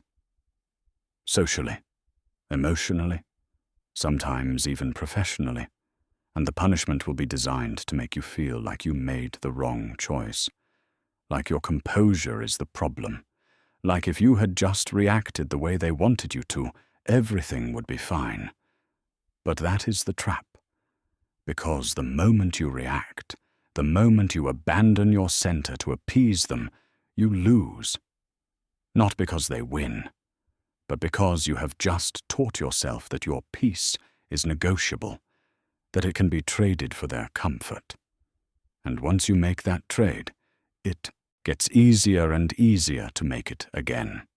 So you need to recognize these tests when they happen, and you need to stay grounded even when every instinct is telling you to cave. Let me walk you through the scenarios. You are in a performance review. You have been working hard, producing results, showing up with consistency and focus. But your boss is not happy. Not with your work, with your energy. They say, I need to be honest with you. You seem really detached lately, like you do not care about this team. Where is the passion? Where is the fire? I need to see that you are invested. This is a composure test. Because what they are really saying is, I need to see you stressed. I need to see you anxious. I need to see you performing enthusiasm in a way that I recognize. Your calm is making me uncomfortable, and I need you to fix that by being less calm. And the pressure in this moment is immense, because this is your livelihood, this is your career, and your boss has just framed your greatest strength, your ability to stay grounded under pressure, as a liability, as evidence that you do not care. Your old pattern would be to panic, to over-explain, to perform passion so convincingly that they stop questioning you, to say, no, I care so much. Let me show you how much I care. And then you would work twice as hard, burn yourself out, and prove to them that you are still willing to sacrifice your peace for their approval. But you are not doing that anymore. So you pause. You notice the tightness in your chest, the urge to defend, the fear that if you do not perform right now, you will lose everything. And you breathe through it. Then you respond. I understand that my approach might look different than what you are used to, but my calm is not a lack of care. It is how I stay effective under pressure. I am deeply invested in this work, and my results reflect that. If there are specific concerns about my performance, I am happy to address them. But I will not apologize for being grounded. You say it calmly, clearly, without defensiveness, and then you stop talking. You do not fill the silence. You do not over-explain. You let your response land, and you let them sit with it. What you have done is refuse to perform. You have stated your truth without collapsing. You have acknowledged their perception without making it your responsibility to fix. And you have held your ground even though the stakes are high. They might not like it. They might push back. They might continue to frame your calm as a problem. But you have just shown yourself that you can stay sovereign even when your livelihood feels threatened. And that is everything. Here is another scenario. There is a family crisis. Someone is in the hospital. Someone lost their job. Someone is going through a breakup, and the entire family is spiraling. Phone calls at all hours. Group texts demanding immediate responses. Expectations that you will drop everything, cancel your plans, and show up to absorb everyone's panic. And you set a boundary. You say, I care about what is happening, and I will help in the ways that I can. But I am not available to be on call 24 hours a day. I will check in tomorrow, and we can figure out how I can support in a way that is sustainable. And the reaction is immediate. You are being selfish. You do not care about this family. We are in crisis, and you are worried about your boundaries. What is wrong with you? This is a composure test, because they are framing your self-preservation as a moral failure. They are making it seem like the only way to prove you care is to abandon yourself, to join them in the chaos, to sacrifice your peace to validate theirs.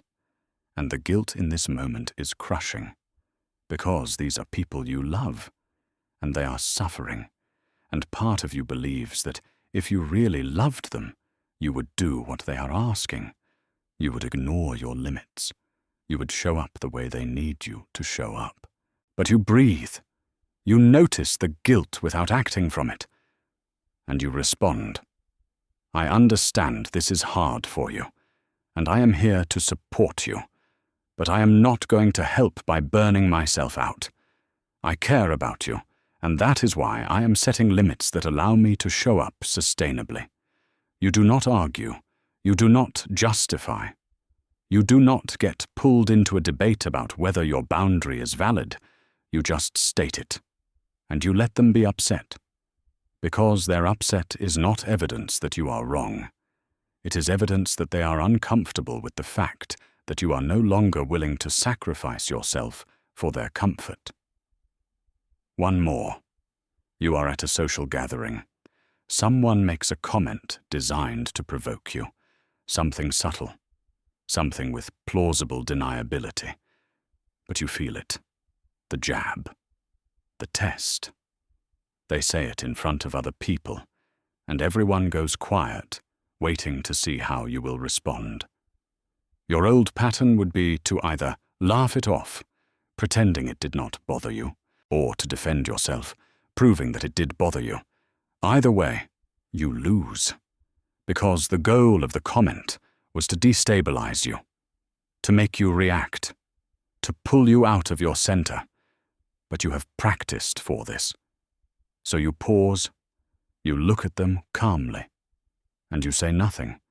You just hold their gaze for a moment, let a slight smile touch your lips, and then you turn your attention to someone else in the room and continue the conversation you are having. What you have done is refuse to take the bait. You have shown them, and everyone watching, that their attempt to provoke you has no power, that you are not controlled by their need to see you react. And that composure, that refusal to engage, is more destabilizing to them than any clever comeback could ever be. These are the moments. These are the composure tests. And they will keep coming, because the world is not designed for people who refuse to perform. The world is designed to reward reactivity, to punish boundaries, to make self-possession look like arrogance.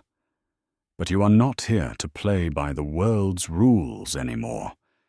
You are here to stay grounded in your truth, and that requires you to recognize these tests for what they are. Not evidence that you are doing something wrong, but evidence that you are doing something powerful, something that threatens the status quo, something that forces people to confront their own patterns. And here is what you need to remember when the pressure is at its highest.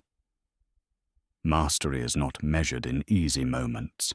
It is measured in your ability to return to your center when everything in you wants to react, when the stakes are high, when the cost of staying grounded feels unbearable, when every part of you is screaming that if you do not perform right now, you will lose everything, because that is when you prove to yourself that your quiet confidence is not conditional, that it is not something you only have access to when life is easy, that it is something you can claim even in the hardest moments, even when you are being gaslit, even when you are being guilt-tripped, even when you are being socially punished. And every time you stay grounded in one of those moments, every time you hold your boundary when the pressure is crushing, every time you choose your center over their comfort, you are rewiring your nervous system. You are teaching yourself that you can be okay even when others are not okay with you, that you can be misunderstood and survive, that you can be rejected and still know your worth. And that is freedom. That is power. That is the quiet confidence that cannot be shaken. Because it has been tested in fire and proven real, the tests have been passed, the tools have been practiced, the boundaries have been held, and somewhere along the way, something fundamental shifted inside you. You stopped trying to embody quiet confidence. You stopped working to maintain it. You stopped thinking about it as something separate from who you are. Because, at some point, without you even noticing the exact moment it happened, you became it. This is not arrogance. This is not delusion. This is the simple recognition that you are no longer the person who needed the world's approval to know your worth. You are no longer the person who collapsed under the weight of someone else's discomfort. You are no longer the person who performed, explained, defended, and twisted yourself into shapes that hurt just to belong. You are someone else now. Someone quieter. Someone steadier. Someone who knows, in a way that cannot be shaken, that your value is not up for debate, and that knowing runs so deep that you do not need to announce it, prove it, or defend it. You just live from it, and that is what makes it real. Let me show you what has changed, not just in your practices, not just in your responses, but in the fabric of your daily life, in the way you move through the world, in the way the world responds to you. You wake up in the morning, and there is no anxiety about the day ahead, no mental rehearsal of conversations, no anticipation of having to perform. You do your morning practice, not because you are trying to fix something broken inside you, but because it is how you honor the person you have become.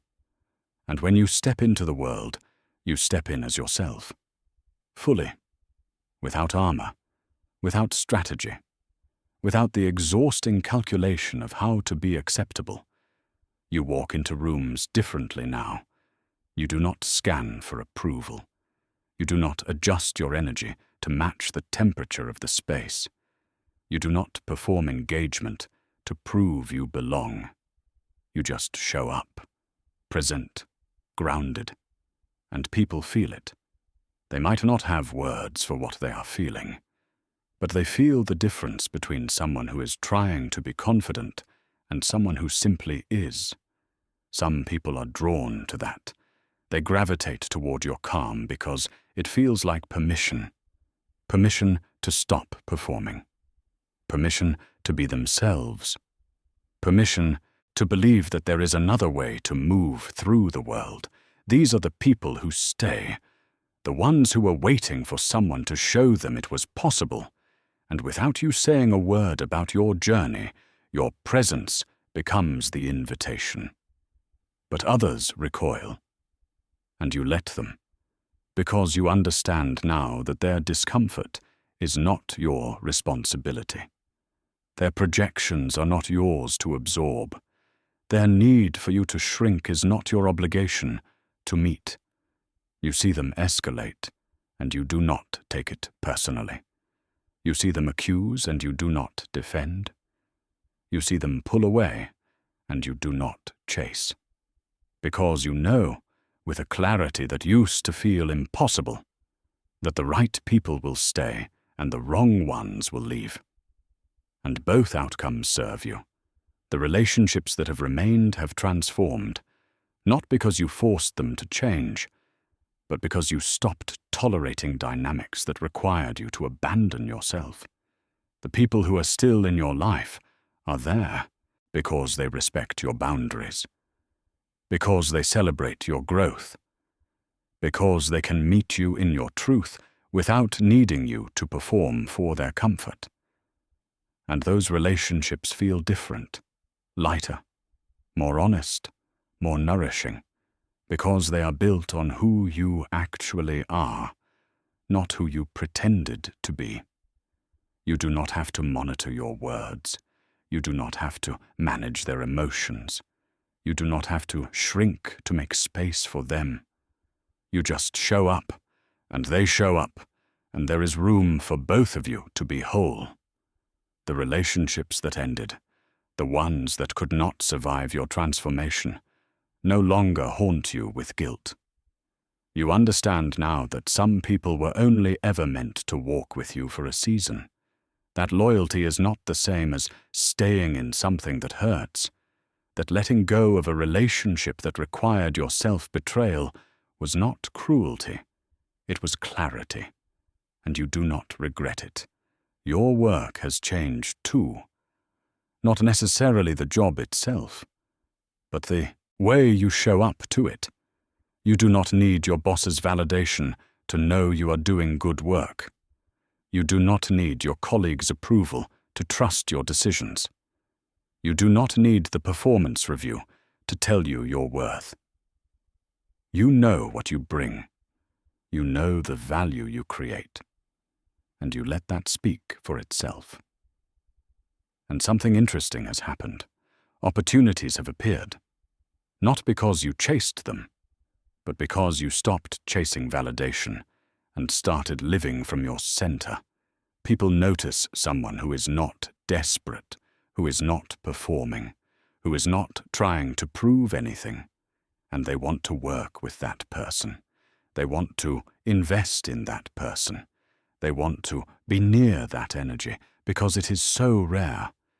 You have learned to sit with silence, the kind of silence that used to terrify you, the silence after you set a boundary and someone is upset, the silence after you say no and do not explain why, the silence in a room full of people who expect you to fill it with performance.